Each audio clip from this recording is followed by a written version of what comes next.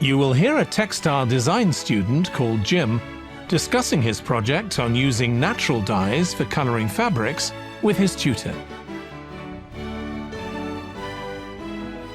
Listen carefully to the first part of the conversation and answer questions 1.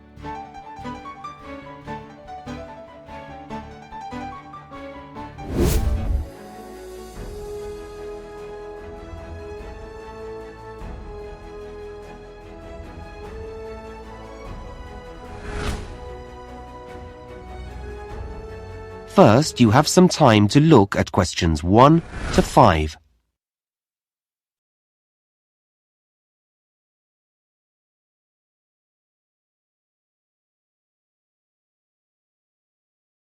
Now listen carefully and answer questions.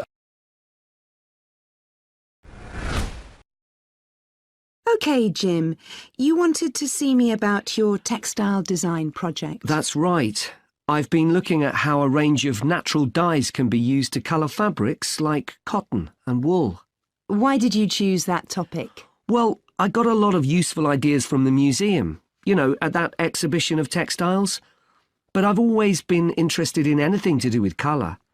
Years ago, I went to a carpet shop with my parents when we were on holiday in Turkey, and I remember all the amazing colours. They might not all have been natural dyes. Maybe not, but for the project, I decided to follow it up. And I found a great book about a botanic garden in California that specialises in plants used for dyes. OK, so in your project, you had to include a practical investigation. Yeah. At first I couldn't decide on my variables. I was going to just look at one type of fibre, for example, like cotton. And see how different types of dyes affected it? Yes. Then I decided to include others as well. So I looked at cotton and wool and nylon. With just one type of dye? Various types, including some that weren't natural, for comparison. OK.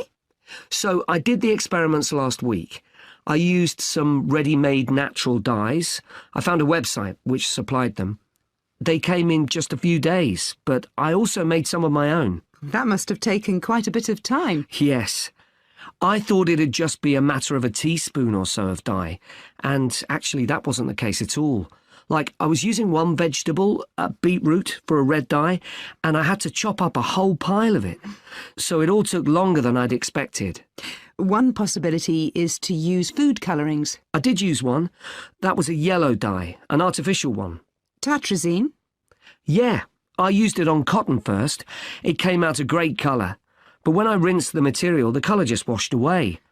I'd been going to try it out on nylon, but I abandoned that idea. Were you worried about health issues? I thought if it's a legal food colouring, it must be safe. Well, it can occasionally cause allergic reactions, I believe. So what natural dyes did you look at? Well, one was turmeric. The colour's great. It's a really strong yellow. It's generally used in dishes like curry. It's meant to be quite good for your health when eaten, but you might find it's not permanent when it's used as a dye. A few washes and it's gone. Right. I used beetroot as a dye for wool. When I chop up beetroot to eat, I always end up with bright red hands. But the wool ended up just a sort of watery cream shade. Disappointing. There's a natural dye called Tyrian purple. Have you heard of that? Yes. It comes from a shellfish, and it was worn in ancient times, but only by important people, as it was so rare. I didn't use it. It fell out of use centuries ago, though one researcher managed to get hold of some recently.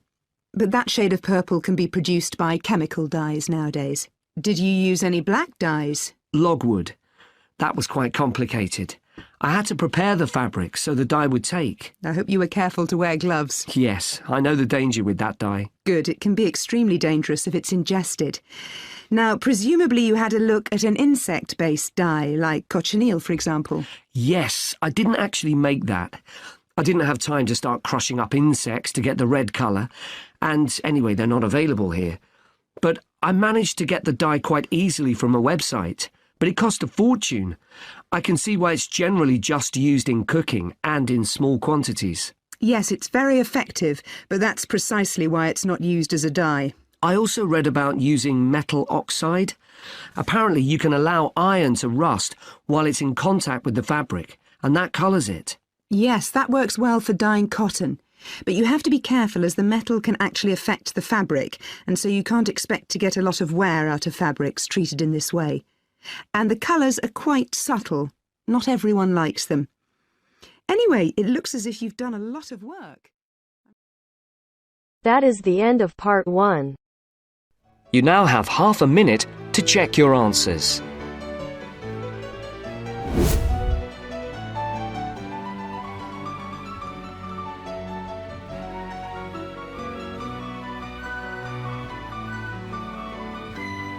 Thank you. Now we're done with the first part. Moving on to the second section. Hear a student called Joanna telling her friend about an arts festival, which is being held in the city where they are studying. First, you have some time to look at questions 1 and 2.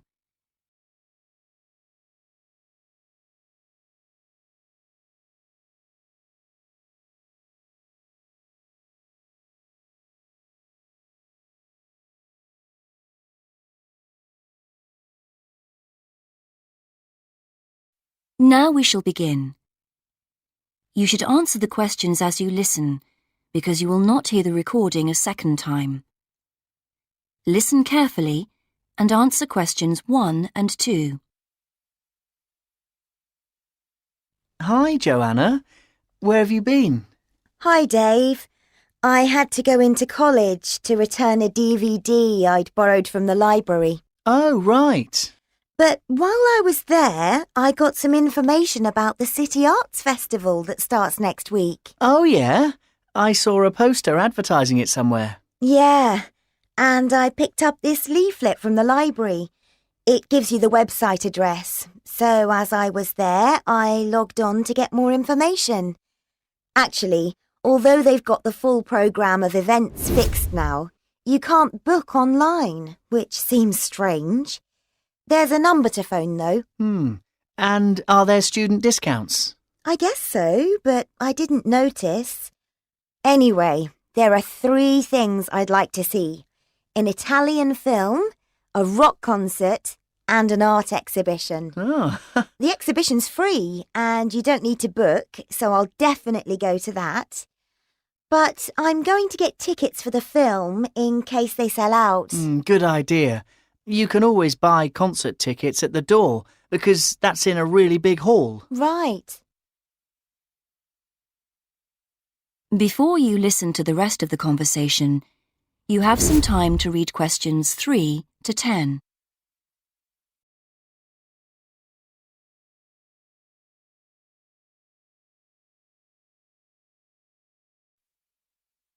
Now listen and answer questions 3 to 10. So, when does the festival actually start? Well, it's usually held the first week of October, but it's earlier this year for some reason. The opening night is September the 20th, and events go on till the end of the month. And have you got that phone number? Yeah, it's here. Look, it's 0967 990 776. OK, I'll write it down. 0967 990 776. Thanks. I thought the local council made a profit from the festival, but it says here that there's a commercial sponsor. It's a local bank. I didn't know that. Neither did I. What other events have they got on? As well as the art exhibitions and stuff that's open every day, there are special events each day. Like on Monday, there's a musical in the City Hall. That's only £3.65 for students. I think I'll give that a miss. I've got football training on Mondays, but I'm free on Wednesday. There's a jazz band on then, and that's only £2.50 for students. Sounds good. Is that in the City Hall too? We could go. Well, I'm busy actually. but it's at the sports centre if you're interested. Oh, right. Thursday's the cheapest event, only £1.25 for students, and it's on in the library. Can you guess what it is? Probably the college choir. Actually, no. They've not been asked, apparently. Oh. No, it's a poetry evening. Isn't there any modern dance on anywhere? On Friday. That's at the college. It's quite expensive, though. £15 for adults and £12.75 for students. Oh, yes, that is a lot. If I'm going to spend that much, I'd prefer to go out on Saturday. Yeah, me too. But on Saturday night, there isn't live music or a party or anything. Just the fireworks in the city park. And that's only £1.50. Yeah, that'd be good. That is the end of part 1. That is the end of part 2. You now have half a minute to check your answers.